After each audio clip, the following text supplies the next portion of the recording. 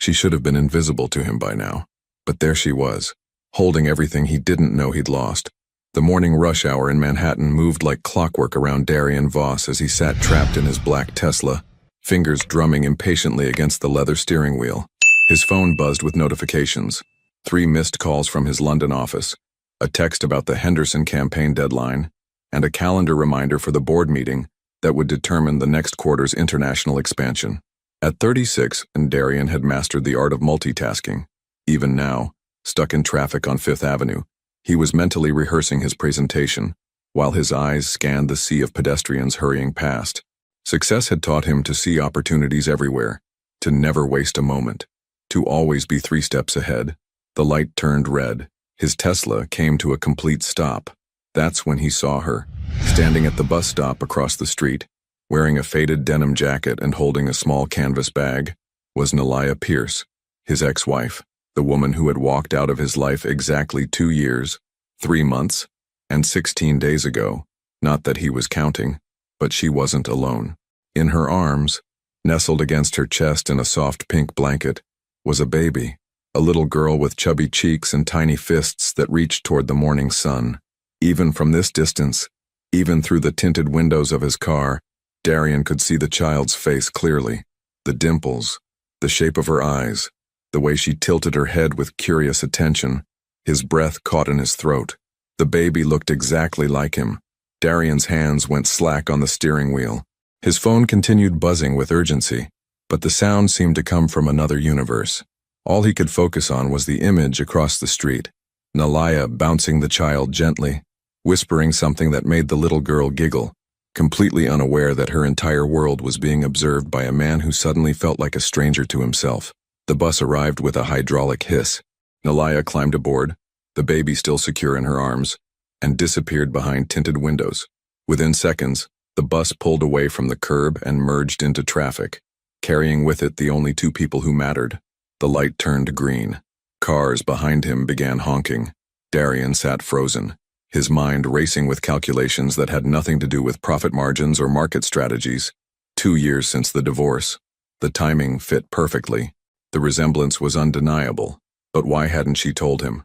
Why had she vanished from his life so completely that he didn't even know she lived in the city again? His phone rang. The caller ID showed, Henderson, urgent. For the first time in his professional career, Darian Voss let it go to voicemail. He pulled over to the curb, his hands shaking slightly as he opened his contacts and scrolled to a name he hadn't touched in 24 months. Nalaya's number was still there, saved under N, personal, a remnant from their married life when he had tried to separate his worlds with surgical precision. The phone rang once, twice, 3 times. The number you have dialed is no longer in service. Darian stared at the screen, then immediately opened Instagram, Facebook, LinkedIn, every platform where he might find a trace of her. Nothing.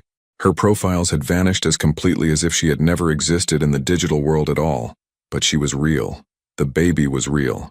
And somewhere in this massive city, they were living a life that he knew nothing about. A life that might include his daughter. The word hit him like a physical blow. Daughter. He had a daughter.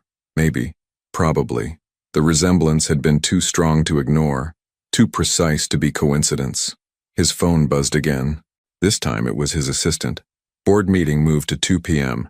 Henderson campaign needs approval ASAP. Where are you? Darian looked at the message, then at the empty bus stop where his entire world had just shifted off its axis. He typed back, cancel everything. I need to find someone. For the first time in years, work would have to wait. Hursumober. And as he sat there in his expensive car, surrounded by the chaos of morning traffic, Darian realized he was about to learn the difference between building an empire and building a family.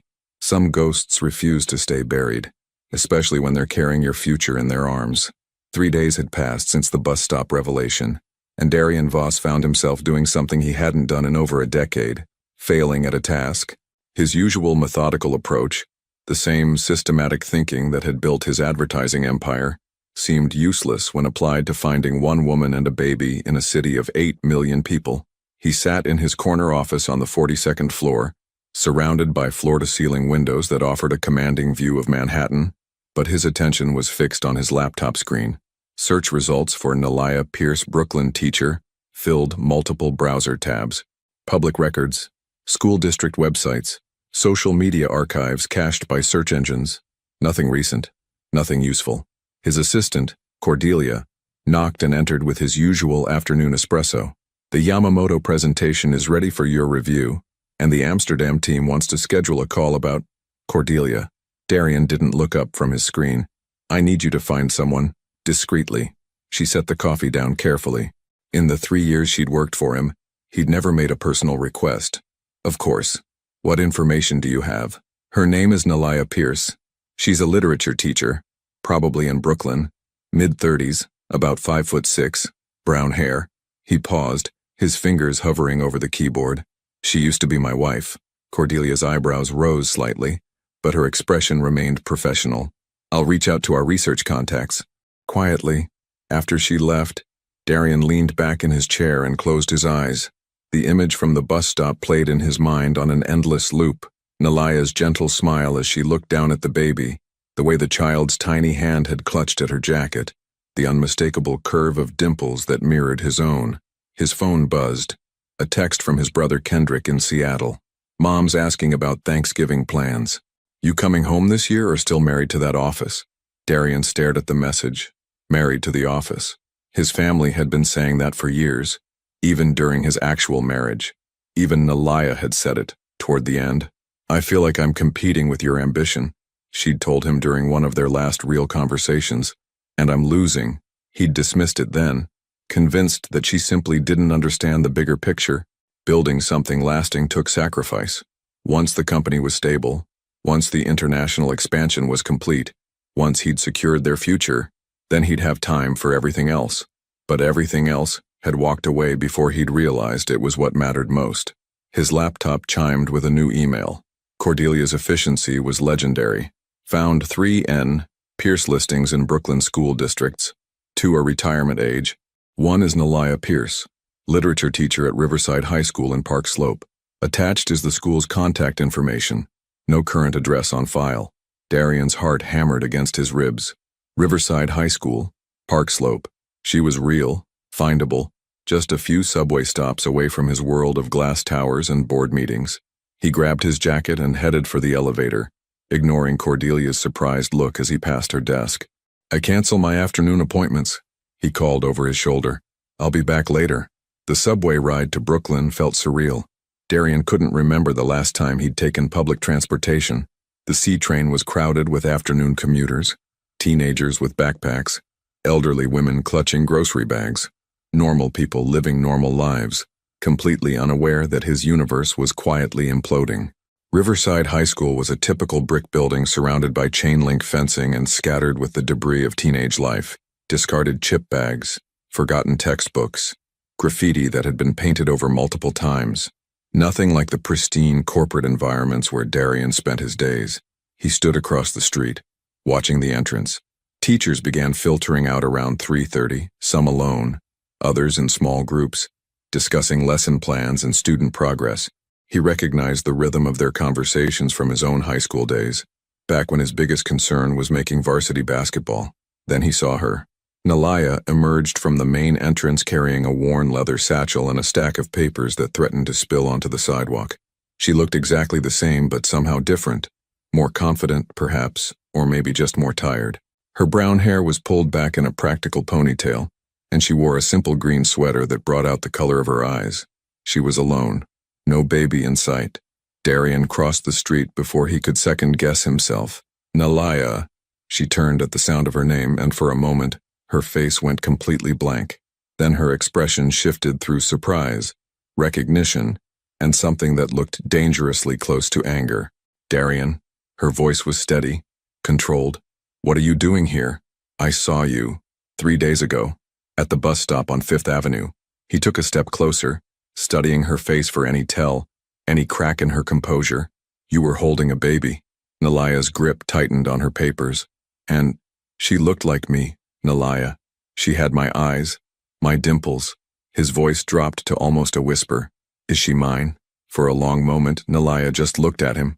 Students streamed past them, laughing and shouting, but the space between them felt isolated, suspended in time. Finally, she spoke. Yes, Darian. Amara is your daughter. But that doesn't mean… Amara. The name hit him like a prayer he'd forgotten he knew. Her name is Amara. That doesn't mean… Nalaya continued, her voice gaining strength, that you get to just show up here and disrupt our lives. We've been fine without you. We'll continue to be fine without you. She turned to walk away, but Darian reached out, not quite touching her arm. Wait, please. I need to understand.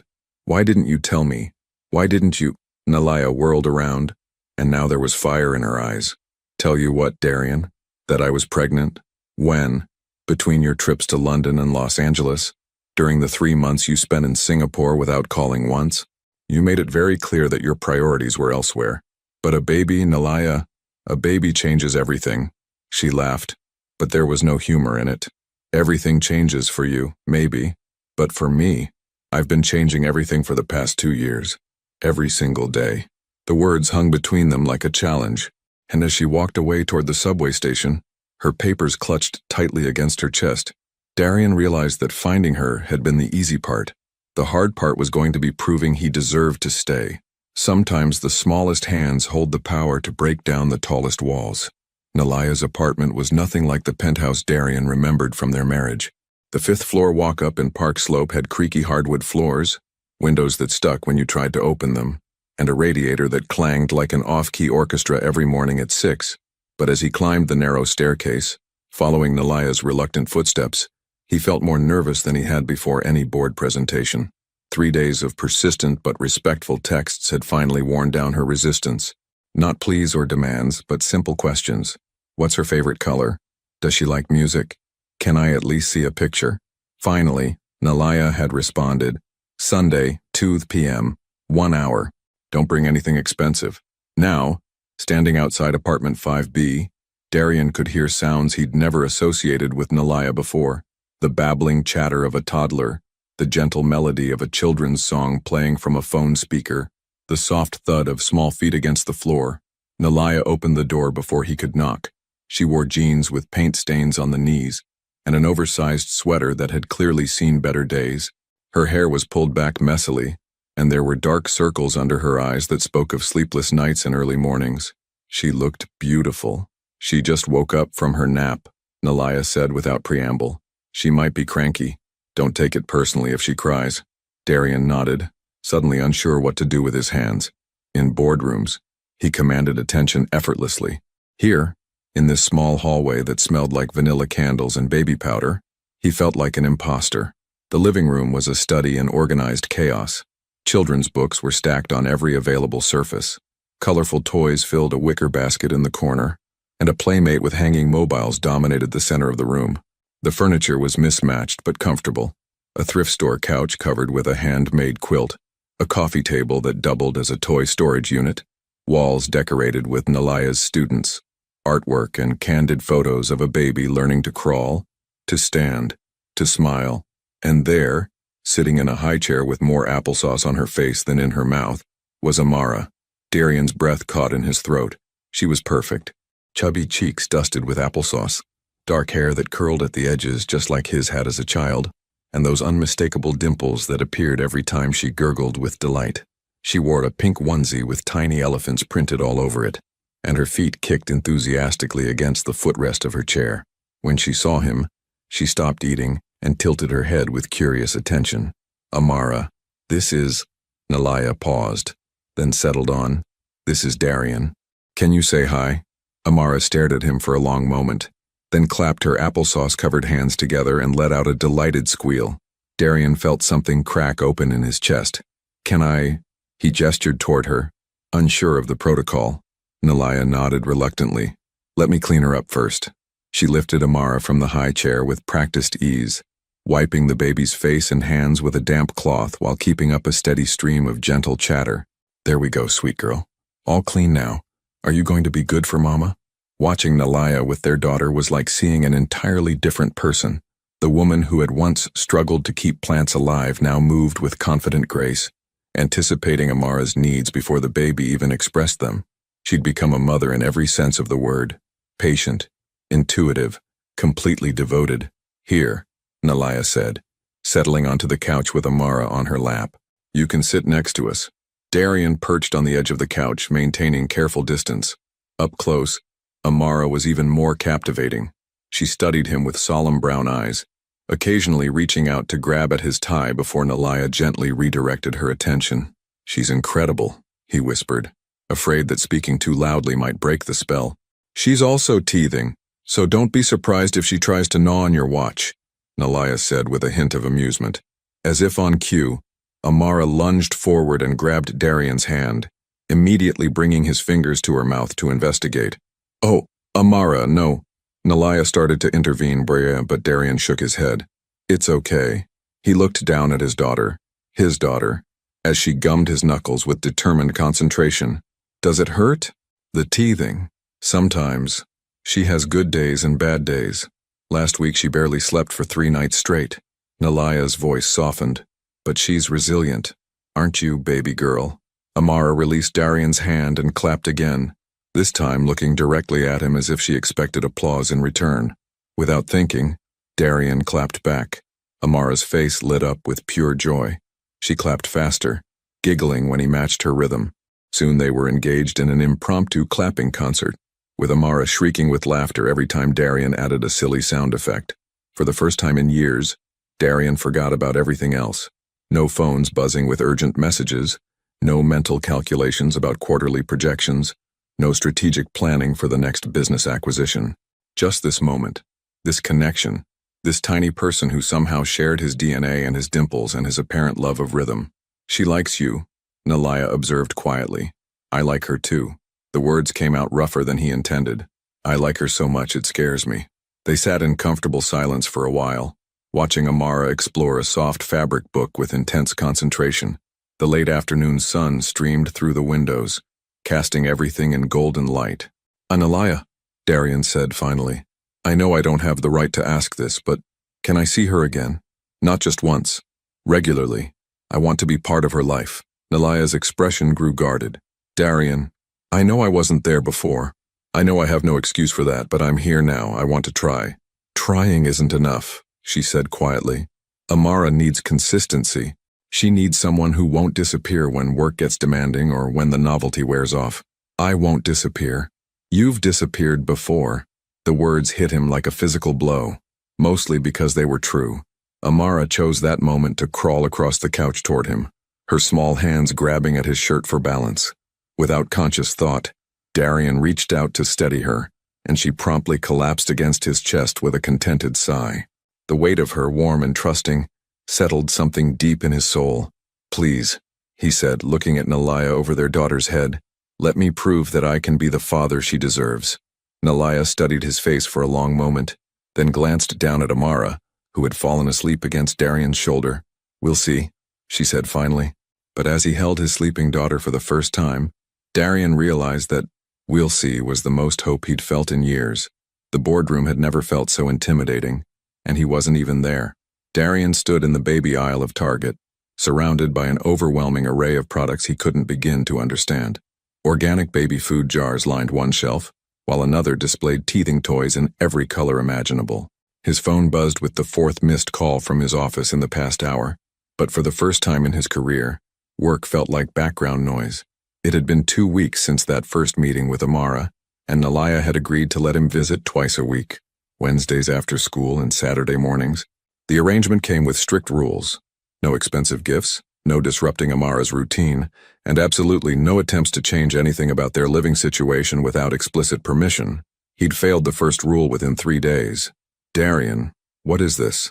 Nalaya had asked last Wednesday, staring at the professionally assembled educational play center that now dominated her living room. "It's developmentally appropriate for her age," he'd said defensively. "The reviews said it promotes cognitive development and fine motor skills. It costs more than my monthly grocery budget, but she likes it. Look." And Amara had indeed been fascinated by the colorful contraption, but Nalaya's expression had remained unimpressed. "That's not the point. You can't just buy your way into being a good father." Now, holding a simple cloth book that cost $12, Darian felt more nervous than he had about any business decision. The book featured different textures and crinkly pages designed to stimulate sensory development. According to the package, it was perfect for babies Amara's age. More importantly, It was something he could afford to be wrong about. His phone rang again. This time he answered. Voss. Darian, thank God, came Cordelia's voice. The Yamamoto presentation is in 2 hours and they're asking for revisions to the digital strategy. Where are you? He looked around at the baby bottles and diaper displays. I'm researching a new demographic. Can you be more specific? The team needs direction on. Tell them to proceed with the original proposal. I trust their judgment. Silence. In 3 years of working together, he'd never delegated a major presentation without personal oversight. Are you sure? This is a $40 million account. Darian picked up a package of organic baby snacks and read the ingredients list. No artificial colors, no preservatives, made with real fruit. Simple decisions, but they felt more important than any advertising campaign. I'm sure. If there are any problems, they can call me later. After hanging up, he continued his journey through the store. Each aisle revealed new mysteries. The difference between size 3 and size 4 diapers. Why some baby foods were smooth while others had chunks. Whether the Mickey Mouse sippy cup was better than the plain blue one. At the checkout line, he found himself behind a young mother with a baby slightly older than Amara. The woman moved with efficient grace, keeping her toddler entertained with silly faces while unloading a cart full of practical necessities. Wipes, formula, bananas, bread, laundry detergent. How old? She asked, noticing Darian's purchases. 15 months, he answered, then realized he wasn't even sure if that was accurate. Did Nalaya count by months or weeks? When exactly was Amara's birthday? Oh, that's such a fun age. Is this your first? The question hit him unexpectedly. Yes, well, sort of. It's complicated. The woman smiled knowingly. It's always complicated, but it gets easier. The not knowing what you're doing part, the actual parenting never gets easier. As Darian drove back to Brooklyn, her words echoed in his mind. The not knowing what you're doing part.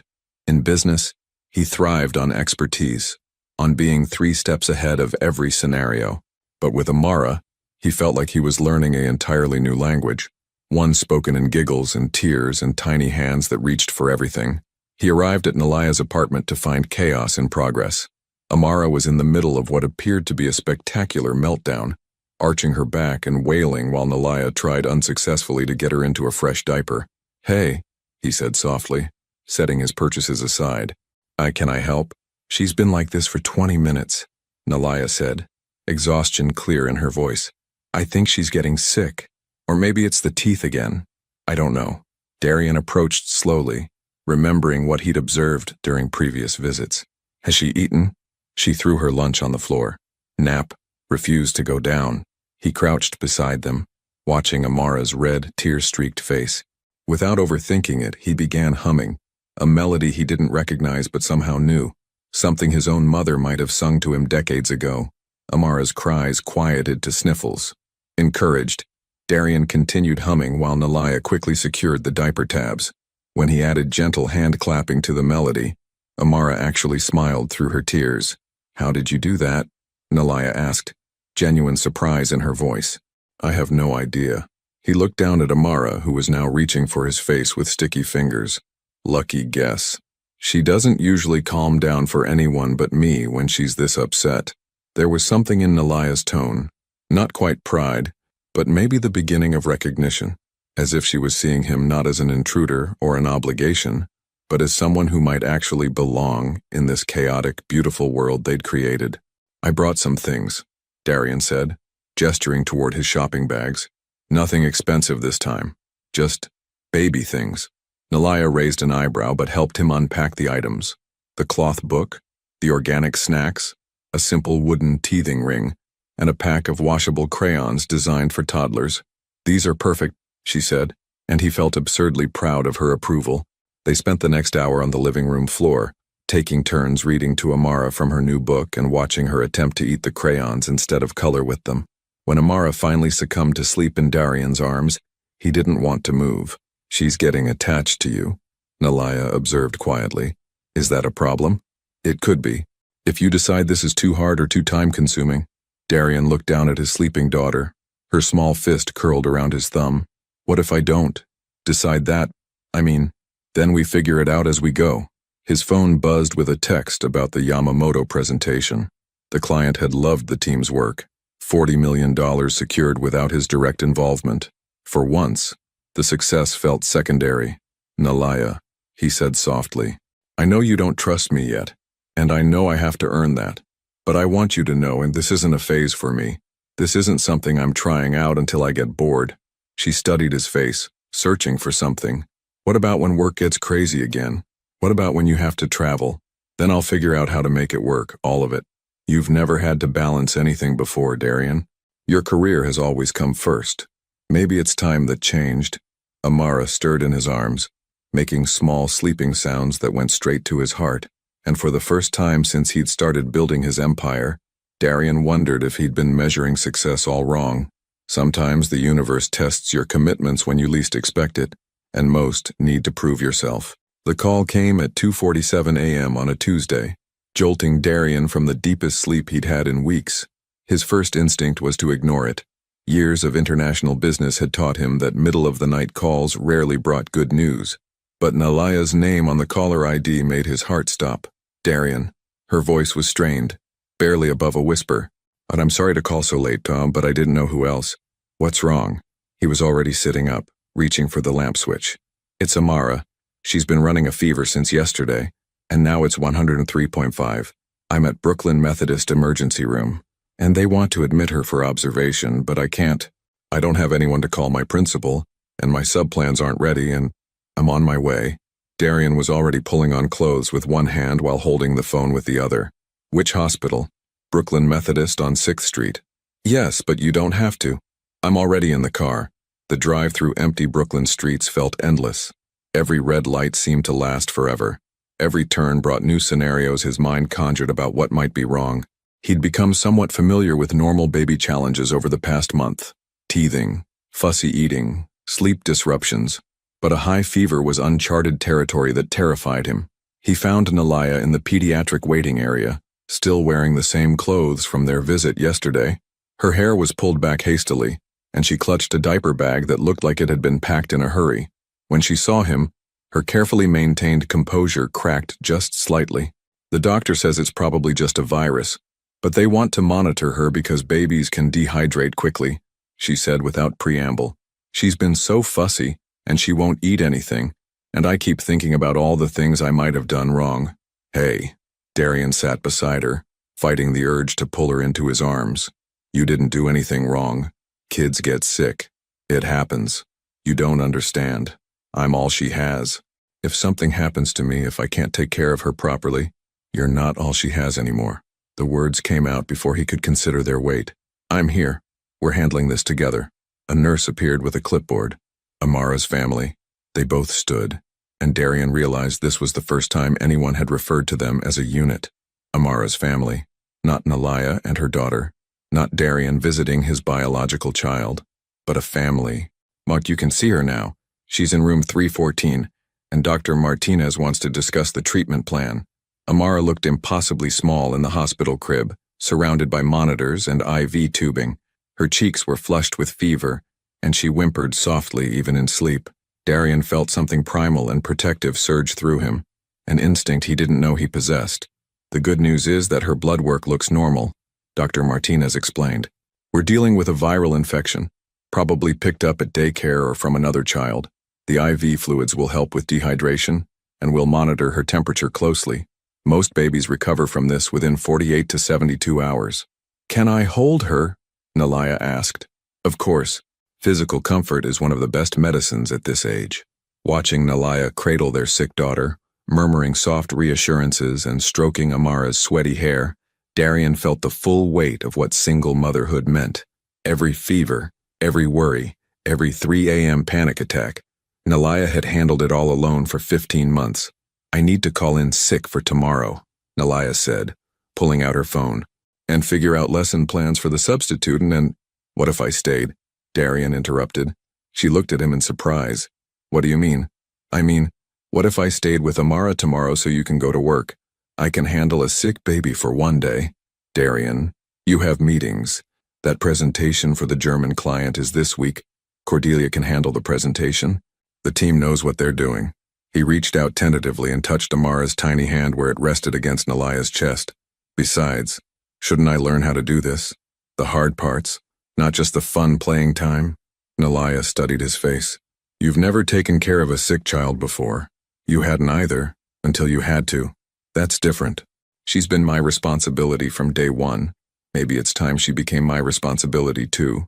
The words hung between them, loaded with implications neither was quite ready to examine. But before Nalaya could respond, Amara stirred and opened her eyes, looking directly at Darian with the unfocused gaze of a feverish child. "Dada," she whispered. It was the first time she'd said anything that sounded remotely like a word for him. Nalaya's eyes widened in surprise, and Darian felt his heart stop completely. She's been babbling a lot lately, Nalaya said quickly. It probably doesn't mean, Dada, Amara repeated, reaching toward him with a weak but determined hand. This time, Nalaya didn't object when Darian carefully took their daughter from her arms.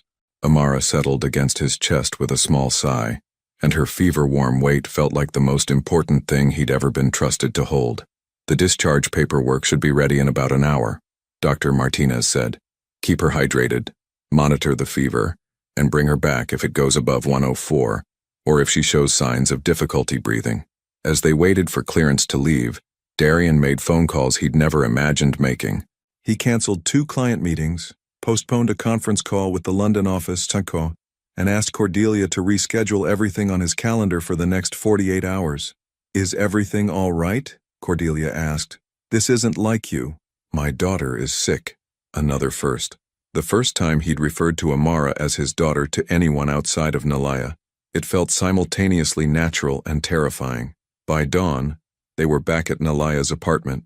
Amara was sleeping fitfully, her fever down to 101 but still concerning. Nalaya had finally agreed to go to work after Darian promised to call if anything changed. Her medicine is every 4 hours, she said for the 3rd time, gathering her school bag. The thermometer is on the kitchen counter. If her temperature goes above 103, call Dr. Patterson's office immediately. The number is on the refrigerator. I've got it, Nalaya. We'll be fine. She hesitated at the door. You're sure about this? Taking care of a sick baby isn't like the fun visits we've been having. I'm sure. After she left, Darian found himself alone with his daughter for the first time during a crisis. No Nalaya to guide him, no predetermined activities to fall back on. Just him, a sick 15-month-old, and the sobering realization that everything he thought he knew about fatherhood was about to be tested. Amara woke up crying around 9 a.m., her little body hot and miserable. When he picked her up, she immediately pressed her face against his neck and clung to him with surprising strength. I know, sweetheart, he murmured, swaying gently. I know you don't feel good. His phone buzzed with messages from work, but for the first time in his adult life, Darian Voss let them wait. Because he was learning that some things, the most important things, couldn't be delegated or rescheduled. When everything falls apart at once, you discover what you're really made of. The eviction notice was taped to Nalaya's door when Darian arrived for his Saturday morning visit with Amara.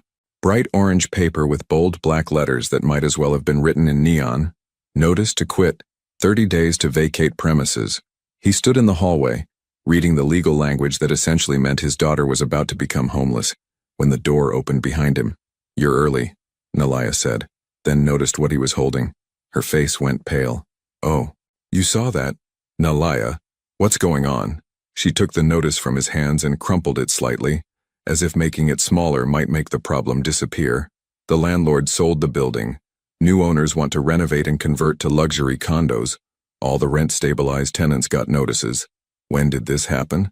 2 weeks ago. She unlocked the door and they stepped inside, where Amara was playing contentedly with blocks on her playmat. I've been looking for new places, but everything in my price range is either too far from the school or... She gestured helplessly. Let's just say the options aren't great. Darian processed this information while watching Amara stack colorful blocks with intense concentration. His daughter, their daughter, had no idea that her entire world was about to be uprooted. What about your parents? Could you stay with them temporarily? Nalaya laughed, but there was no humor in it. My parents retired to Arizona 3 years ago. They're living in a 55-plus community with strict visitor policies. Besides, they made it clear when I got divorced that I was on my own. Other family. My sister lives in Oregon with 4 kids of her own. She's barely managing as it is. The weight of Nalaya's isolation hit him fully. While he had been building his empire, she had been building a life with no safety net, no backup plan, no one to call when everything went wrong. "I'll help you find something," he said. "I know people in real estate. I can make some calls." "With what money, Darian?" The words came out sharper than she probably intended. "Do you have any idea what rent costs in this city for a decent apartment? Even the not-so-decent ones?" He didn't, actually. His penthouse mortgage was automatically deducted from his account each month, a number he barely noticed among his other expenses. "I could—" "No." Her voice was firm. "I know what you're thinking, and the answer is no. I won't take money from you. I won't be some charity case you throw cash at to make yourself feel better. This isn't about making myself feel better. This is about making sure my daughter has a safe place to live. Your daughter has been safe and loved for 15 months without your help. We'll figure this out without your help too." The words stung, mostly because they highlighted how absent he'd been during the most crucial time in Amara's life. But before he could respond, his phone rang with an international number. "London office. I need to take this," he said automatically, then caught himself. "Actually, no, I don't." But Nalaya had already heard the familiar ringtone that used to dominate their married life. "Take it, Darian, I know you need to. It can wait." "Can it? Or are you going to be distracted and checking your phone every 5 minutes until you call them back?" She knew him too well. Even now, his mind was calculating time zones and wondering what crisis required Saturday morning intervention. "It's the Henderson campaign," he admitted. "Well, there might be complications with the international rollout. Take the call." Against his better judgment, he answered. What followed was 20 minutes of crisis management, a misunderstanding with the German client, budget overruns in the Tokyo office, and a competitor launching a similar campaign that threatened to undermine 6 months of development work. When he finally hung up, Nalaya was feeding Amara lunch, both of them pointedly ignoring him. "I'm sorry," he said. "That was important, but they're all important, Darian, that's the problem." "What do you mean?" She wiped applesauce from Amara's chin with practiced efficiency. "Do you remember what you used to say when we were married? Just let me handle this one crisis, and then I'll be fully present." But there was always another crisis, always another emergency that only you could solve. "This is different." "Is it?" "Because it looks exactly the same from where I'm sitting." His phone buzzed with a text from Cordelia. "Need you to call ASAP. Client threatening to pull the account." Nalaya saw him glance at it and shook her head. "You should go." "I'm not leaving." "You're already gone, Darian. You've been gone since that phone rang." The truth in her words hit him like a physical blow. Even here, even with his daughter facing potential homelessness, part of his mind was still calculating profit margins and damage control strategies. "Nalaya, I want to be here. I want to help. But I can't just abandon my business. And I can't abandon my life waiting for you to figure out how to balance yours." They stared at each other across the kitchen table, the same impasse that had ended their marriage sitting between them like an unwelcome guest. Amara, oblivious to the tension, dropped her sippy cup and clapped her hands together. "Dada, Mama." The simple words from their daughter's mouth seemed to emphasize everything they were failing to protect. "I think you should leave," Nalaya said quietly. "What?" "I think we moved too fast with this. I let myself believe that you'd really changed, but you haven't. Not in any way that matters. That's not fair. I've been here every visit. I've rearranged my entire schedule. You've rearranged your schedule when it's convenient. But the minute real life interferes, the minute something happens that doesn't fit into your predetermined time slots, you're right back to choosing work over family." His phone rang again. This time, he declined the call without looking. "See? You're already resenting it. You're already calculating how much this is costing you professionally." She was right, and they both knew it. "Maybe this was a mistake," Nalaya continued, her voice growing stronger with conviction. "Maybe it's better for Amara to have one parent who's completely committed than 2 parents where one is always half somewhere else. You can't be serious." "I'm completely serious. I think you should go back to your old life, and we'll go back to ours. Just like that. You're going to cut me out of her life again. I'm going to protect her from getting attached to someone who's going to disappoint her. Better she never knows you than spends her childhood wondering why Daddy's work is more important than she is." The words hit him exactly where she'd aimed them, at his own childhood memories of a father who was always at the office, or handling business, or providing for the family, but never just present. Amara reached toward him with sticky fingers, babbling something that sounded like his name, and Darian felt something break inside his chest. "I love her," he said quietly. I know you do, but love isn't enough if you can't prioritize it. His phone buzzed again. This time, Nalaya picked it up and handed it to him. Go, she said. Handle your crisis. Save your account. Build your empire. He took the phone but didn't answer it. What if I don't want the empire anymore? Then you better figure out what you do want. Because Amara deserves better than a part-time father who shows up when it's convenient and disappears when life gets complicated. She lifted Amara from her high chair and held her close, creating a clear barrier between them. 30 days. Darian, that's how long I have to find us a new place to live. And I'm going to do it the same way I've done everything else for the past 2 years. On my own. As he walked toward the door, Amara called out, Dada, one more time, her voice bright with innocent joy, and Darian realized that the most important business decision of his life had nothing to do with clients or profit margins. It was whether to answer that call or fight for his family. Sometimes you have to lose everything to realize what's worth keeping. Darian sat in his car outside Nalaya's building for 20 minutes, his phone silent in his hand. 3 missed calls from the London office, 2 from Cordelia, and 1 from Henderson himself. His entire professional reputation was likely crumbling while he stared at the eviction notice still taped to the building's front door. But for the first time in his adult life, he didn't care. Instead of returning the calls, he found himself thinking about his own father. Richard Voss had been a successful architect who designed buildings that still stood proudly across 3 states. But Darian's strongest memories weren't of pride in his father's accomplishments.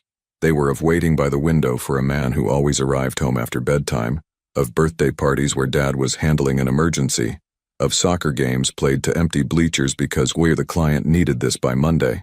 He'd sworn he wouldn't become that man.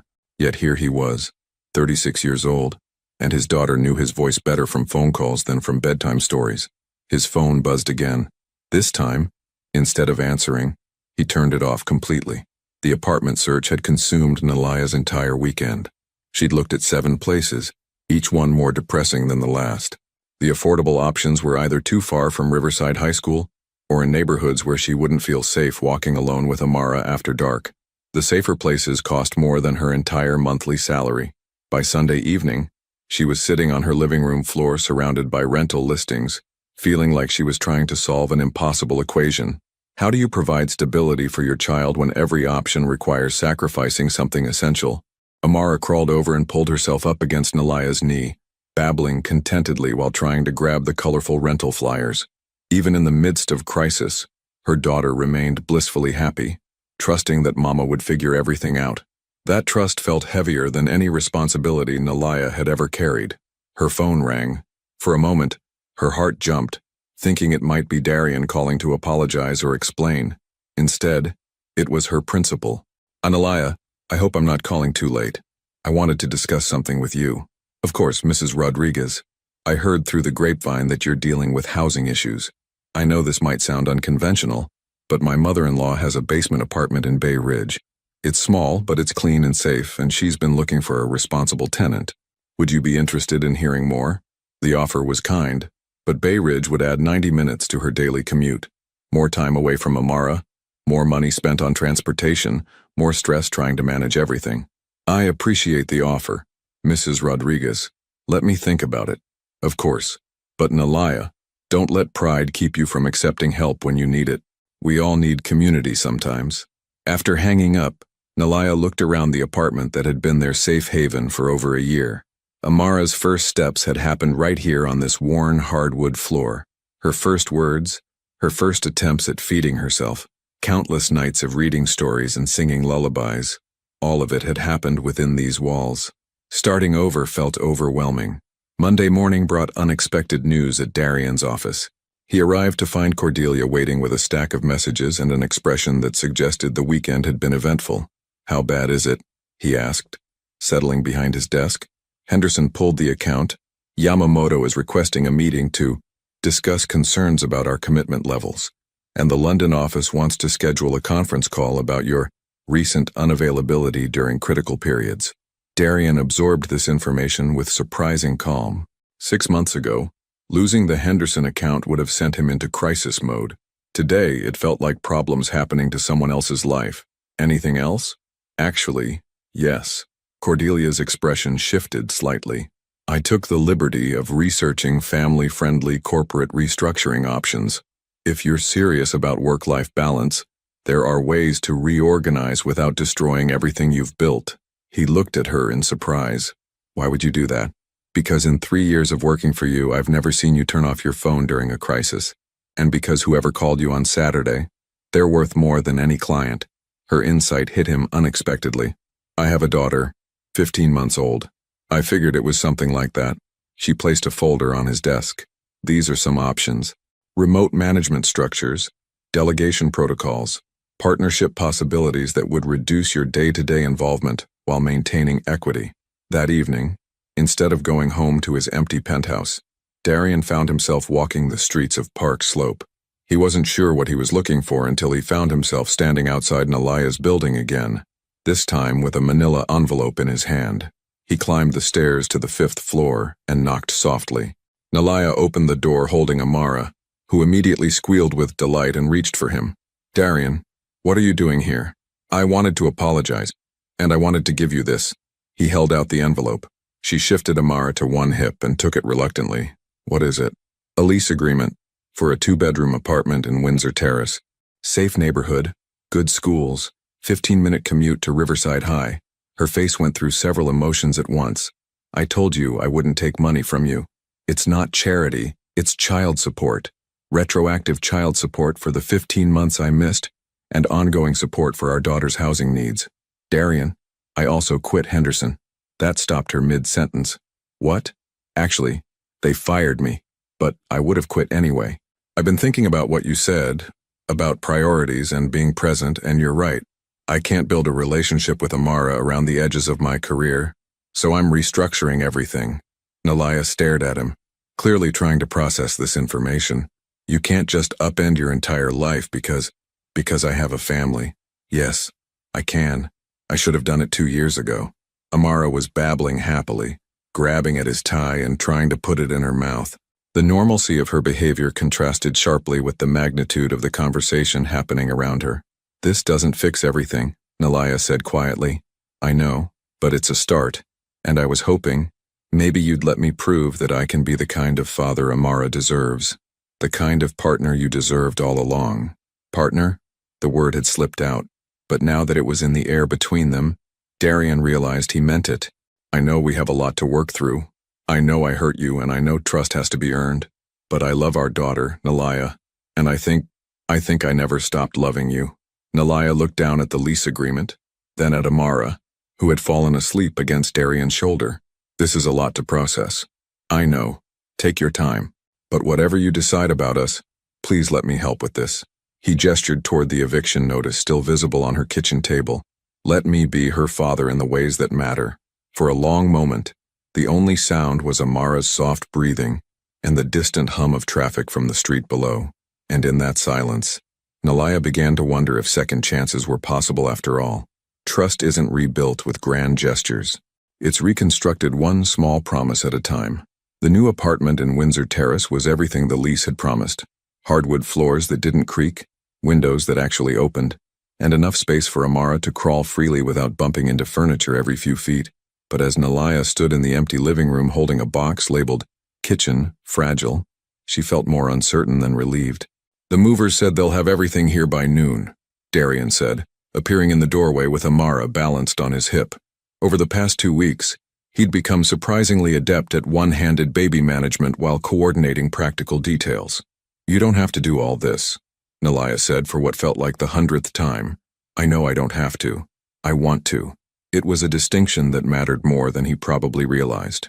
During their marriage, Darian's help had always felt obligatory, squeezed between more important commitments.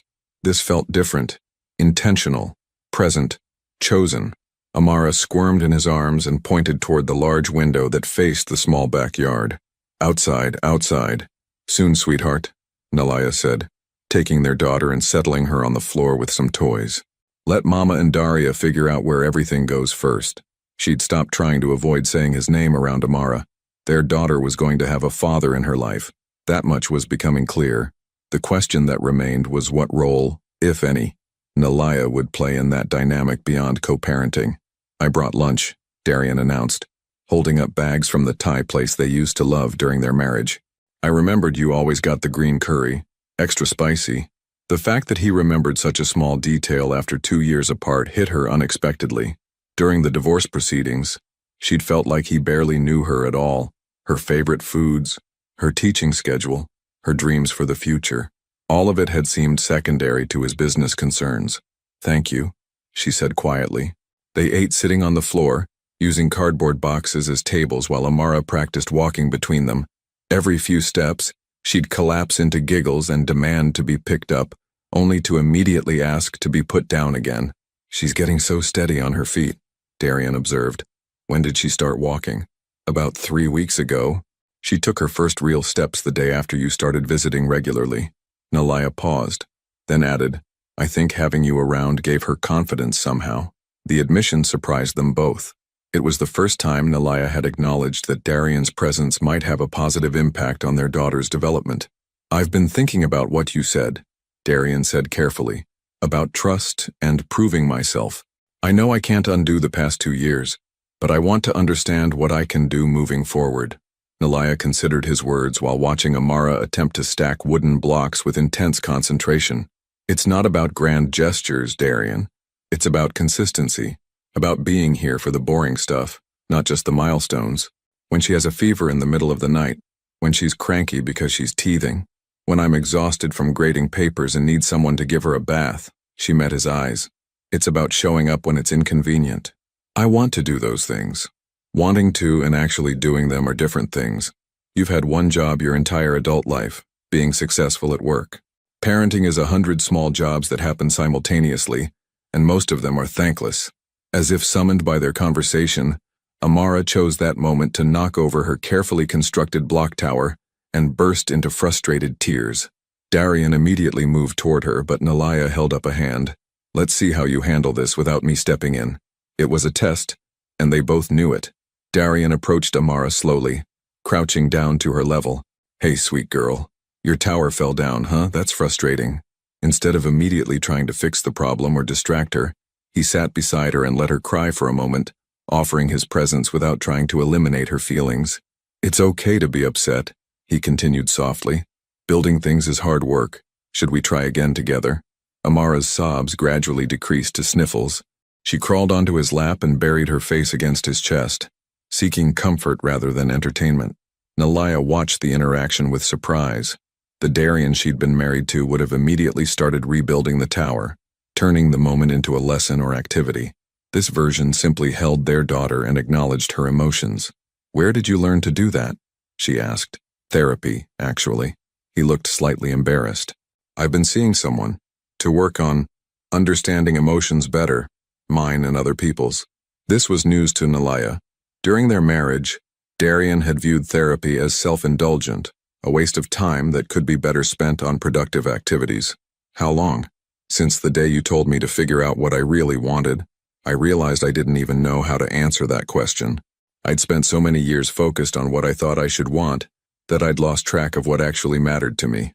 Amara had calmed down completely and was now playing with the buttons on Darian's shirt, babbling softly to herself.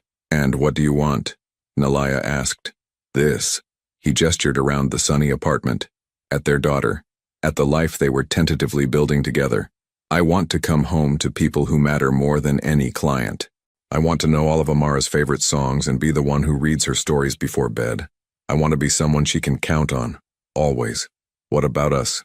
You mentioned partnership before." Darian was quiet for a long moment, clearly choosing his words carefully. "I want that too, but I know I have to earn it. I know you have every reason not to trust me with your heart again." He looked at her directly. "I'm not asking for promises or timelines. I'm just asking for the chance to show you that I've learned how to prioritize the things that matter." Nalaya's phone buzzed with a text from her sister in Oregon. "How's the move going? Are you and Mystery Dad working things out?" She'd been deliberately vague about Darian's reappearance in their lives, not ready to explain the complexity of the situation to family members who remembered how devastated she'd been during the divorce. "I should probably tell people," she said, more to herself than to him. "Tell them what? That you're back, that we're figuring things out." She looked at him holding their daughter, both of them content and relaxed. My sister's been asking questions about the mystery dad who helped with the apartment. What do you want to tell her? It was a fair question.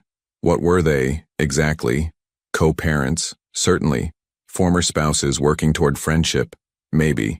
Something more? That remained to be seen.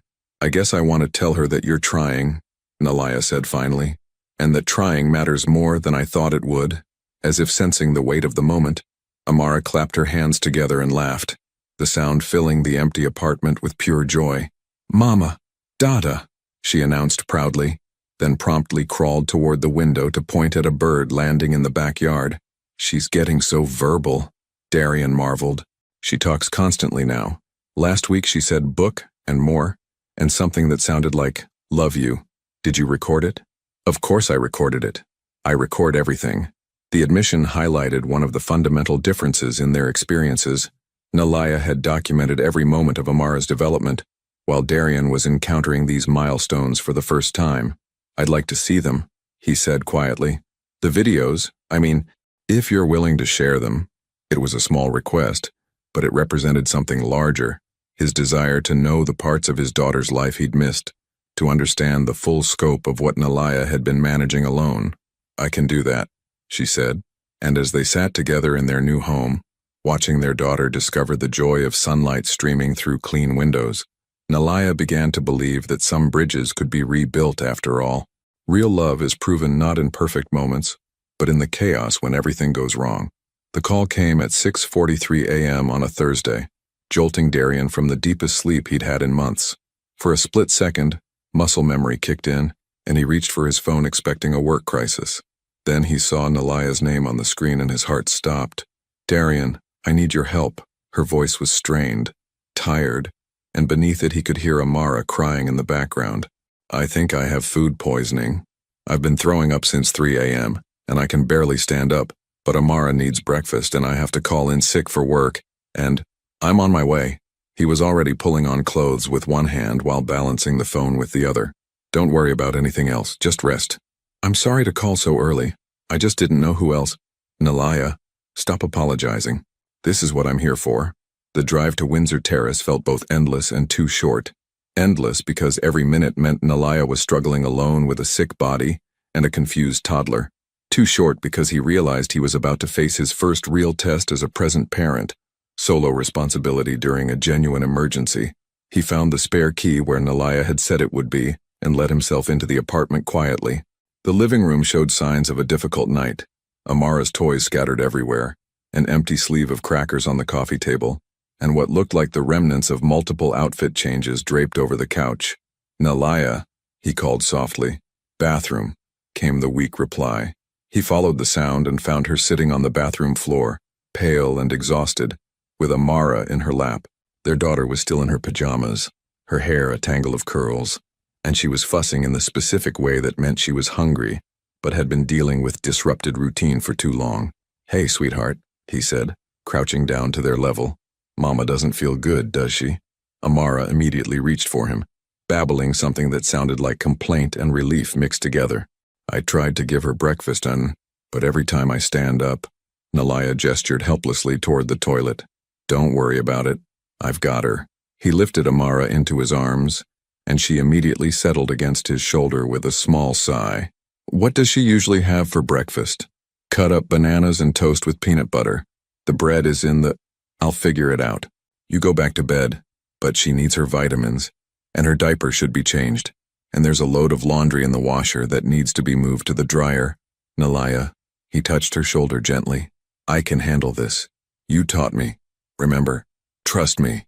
The word trust hung between them, loaded with meaning that went far beyond breakfast preparations. Her pediatrician's number is on the refrigerator if anything happens, Nalaya said, allowing him to help her stand. And she usually naps around 10, but only if she's had enough to eat and...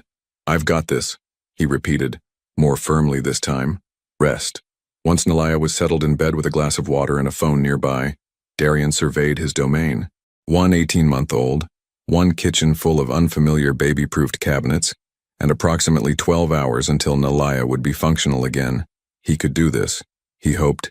Breakfast turned out to be more complicated than expected. Amara rejected the bananas. Nana, no. threw the toast on the floor, and seemed personally offended by his attempts to put her in the high chair. By 8 a.m., there was more food on both of them than had actually been consumed. "Okay, sweet girl," he said, wiping peanut butter out of her hair. "What do you actually want to eat?" "Cheerios," she announced clearly, pointing toward a cabinet he hadn't opened yet. Of course, the simplest solution had been right there the whole time. The rest of the morning became an education in toddler logistics. Everything took 3 times longer than anticipated. Changing a diaper required the patience of a diplomat and the reflexes of a goalkeeper. Getting Amara dressed became a negotiation involving 2 outfit changes and a 15-minute search for the specific socks she deemed acceptable. But slowly, they found their rhythm. By 10 a.m., Amara was fed, clean, and happily playing with blocks while Darian tackled the laundry. He discovered that child-sized clothes required an entirely different approach to folding, and that Amara had strong opinions about which stuffed animal needed to be washed immediately. When nap time arrived, he expected resistance. Instead, Amara crawled onto his lap during story time and fell asleep halfway through "Goodnight Moon," her small hand curled around his finger. Sitting in the rocking chair with his sleeping daughter, Darian felt something shift inside him. This wasn't the sanitized version of fatherhood he'd imagined during their weekend visits. This was real parenting, messy, exhausting, occasionally frustrating, and more meaningful than any business achievement he'd ever accomplished. Around noon, Nalaya emerged from the bedroom looking slightly more human. "How did it go?" she asked, surveying the living room, which showed signs of active toddler life but was reasonably organized. "We figured it out. She's napping, the laundry is done, and I only had to call you once to ask where you keep the emergency snacks. You called me. You didn't answer. You were sleeping." He gestured toward his phone. "I figured it out on my own." Nalaya looked surprised. During their marriage, Darian's default response to any domestic uncertainty had been to ask her to handle it or provide detailed instructions. The idea that he would problem-solve independently was new territory. "What did you need?" She had a complete meltdown around 11. "Nothing I tried worked. Not toys, not books, not different snacks." She just screamed for 20 minutes straight. He ran a hand through his hair. "I was starting to panic, honestly. But then I remembered what you said about sometimes they just need to be upset. So I sat with her and let her cry until she was ready to be comforted. And that worked. Eventually. She fell asleep in my arms afterward, and I think she needed that release." He paused. It was terrifying, but also, I felt like I actually helped her through something difficult instead of just trying to distract her from it. Nalaya studied his face, looking for signs of frustration or resentment about the challenging morning. Instead, she saw something she'd never seen before: pride in his ability to care for their daughter, satisfaction in meeting her needs even when it was difficult. "How are you feeling?" she asked. "Tired, covered in various food substances, probably overthinking every decision I made." He smiled. "But good. Really good, actually." His phone had been buzzing periodically throughout the morning. Work calls he hadn't answered, messages he hadn't read. The old Darian would have been checking it compulsively, even during a family emergency. "Aren't you going to check your messages?" "They can wait." He said it with such certainty that Nalaya almost didn't believe him. "Today isn't about work. Today is about taking care of my family." The word family sent a small jolt through her. Not "my daughter" or "helping you out," but "my family." An acknowledgement that they were a unit worth prioritizing. "I need to tell you something," Nalaya said, settling beside him on the couch. "When I was lying in bed this morning, feeling awful and listening to you handle everything, I realized something." "What?" "I wasn't worried. For the first time since Amara was born, I was sick and couldn't take care of her, and I wasn't terrified that something would go wrong." She met his eyes. "I trusted you completely, and that scares me almost as much as it relieves me." "Why does it scare you?" "Because trusting you means admitting that I want this to work. Not just the co-parenting, but us. All of it." They sat in the quiet apartment, Amara sleeping peacefully in the next room, and for the first time since Darian had walked back into their lives, the future felt possible instead of terrifying. And when Amara woke up calling for both Mama and Dada, it felt like she was welcoming them home to something they'd built together. The greatest risk isn't falling in love again. It's believing you deserve it. 3 months later, Darian found himself standing outside the emergency room at Brooklyn Methodist for the second time. But this crisis was entirely different. This time, It was Nalaya who'd been brought in by ambulance after collapsing at school, and he was the person the hospital had called as her emergency contact. The irony wasn't lost on him that their relationship had come full circle to this same hospital where he'd first held his sick daughter and realized what truly mattered. "Family of Nalaya Pierce," a doctor called out. Darian stood up from the waiting room chair where he'd been bouncing an increasingly fussy Amara on his knee. "I'm her." He paused, realizing he didn't have a word for what he was. Ex-husband felt wrong. Partner seemed presumptuous. "I'm Amara's father," he settled on. "Nalaya listed me as her emergency contact." The doctor nodded. "She's stable. Severe exhaustion and dehydration. Her colleague said she's been working extra hours to cover